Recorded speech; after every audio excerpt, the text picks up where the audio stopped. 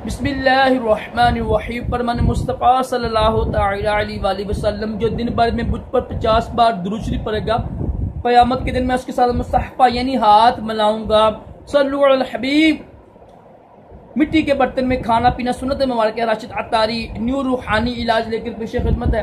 आज हम रूहानी इलाज सुनेंगे। वो होता है ना हमल की हिफाजत का रूहानी इलाज। जिन औरतों को, बहनों को मसला होता है ना अठारह का एक मर्ज होता है जिससे बच्चा यानी ना मुर्दा पैदा होता है या पैदा होता ही नहीं है, कमज़ोर पैदा होता है, तो ये रूहानी इलाज कीजिएगा। इंशाल्लाह इसकी बरकत से आपका हमल की हिफाजत हो जाएगी। एक तो कोरबा की सूरत है, सूरत